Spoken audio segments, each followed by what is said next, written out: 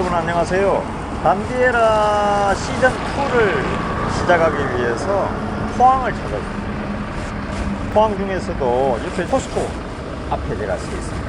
이 강이 보이는데 여기 경주에서 흘러내리는 형산강이 지금 태평양으로 흘러가는 길에 딱 길목에 들어선 것이 포스코 포항제철입니다. 포항제철은 그야말로 기적을 이룬 회사죠.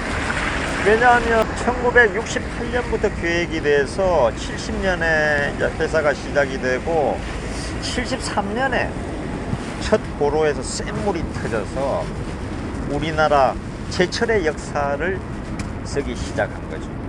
누가 만들었습니까? 박정희 대통령이 만들었죠. 박정희 전 대통령과 박정희가 알아본 인재, 박정희의 남자, 포스코의 신하 박태준이 만들어낸 회사가 포항제철입니다.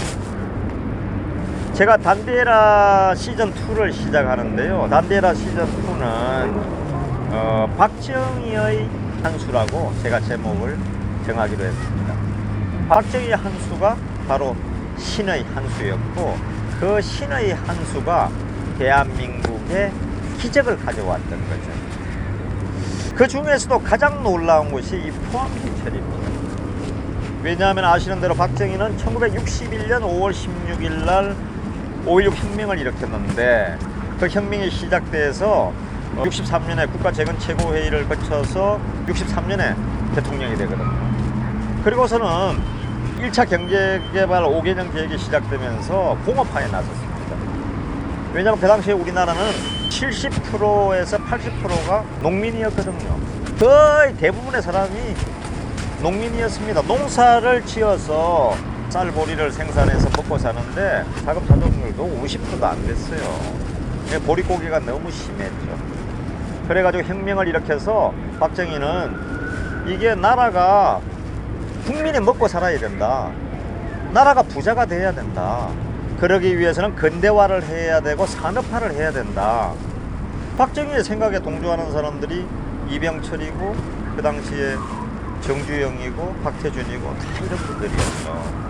그래서 근대화 공업화를 시작을 했습니다. 예상대로 공업화를 해서 처음에는 경공업이었습니다. 경공업을 해서 조그마한 공장들에서 이제 생산을 해서 수출로 쏙 연결이 됐는데 그 돈 가지고는 안 되잖아요. 어림이 없죠. 그 다음에 이제 이래저래 아마 기억하실 겁니다. 서울에 이제 3일 빌딩이 들어서고 이제 막 들어서는데 이게 산업화 근대화를 하려고 하니까 철이 필요하잖아요. 그죠? 철이 곧 산업화 근대화의 쌀이죠, 쌀. 그러기 위해서는 제철소가 필요한데, 당시에 우리나라의 제철소는 삼화제철이라고 하나 있었고, 인천에도 조그만 제철소가 있어서 한 2개 있는데, 그 제철소에서 뭐 만들어내는 철이 얼마나 되겠습니까? 그냥 10만 톤, 50만 톤 이런 수준이죠.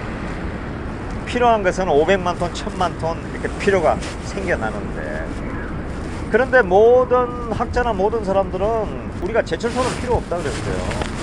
왜냐하면 제철소가 불가능한 게 아니라 제철소가 필요 없다는 생각이 강했습니다. 그래가지고 제철소를 일관 제철소, 그래서 일관 제철소를 세우자고 하니까 맡을 사람이 없는 거예요.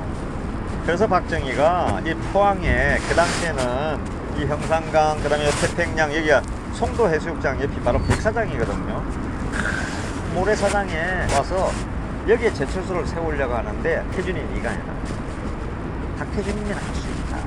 제철소는 아무나 하는 거 아니야. 근데 임자는 할 수 있어. 박태준이 네가 해. 그래야 우리나라가 살아. 중화공업이 시작되는 거야. 그래야 나라가 부자가 돼. 그래서 설득을 해서 당시에 대한중석 사장을 붙여서, 이제 대한중석이 국가에서 제일 수출을 많이 하는 회사인데 1년 하다가 적자를 흑자로 만들어서 박정희가 포항제철은 박태준이 하니까 박태준이가 해야 된다, 이런 신념으로 박태준이를 설득해서, 그래서 이 포항제철에서 1968년부터 계획이 돼서 70년, 73년 정도에 1고로에서 쇳물이 터지면서 대한민국의 중화공업이 시작됐고, 그 철로 자동차도 만들고 배도 만들고 조선소도 생기고 비행기도 만들고 모든 걸 다 하기 시작했던 거죠. 건물이 올라가고 고속도로가 경부고속도로 다음에 영동고속도로 계속 생기기 시작했던 거죠. 그 쇠의 기적을 이룬 남자가 박태준이고 그 남자를 발탁한 사람이 박정희고 나라가 이렇게 돼야 됩니다. 근데 지금 문재인의 나라는 어떻습니까?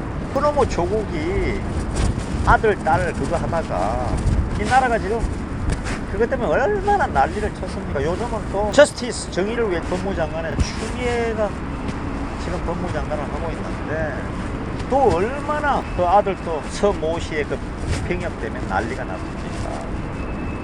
결국은 대통령은 사람을 잘 써야 됩니다. 인재뿐입니다. 인재를 보는 눈이 확실해야 된다고요. 문재인은 그런 눈이 없는 거예요. 그래서 나라가 이렇게 처참하게 깨지고 있는 거예요. 반대라 시즌2 박태준부터 시작하고 또 박태준의 2부 3부도 계속되겠습니다.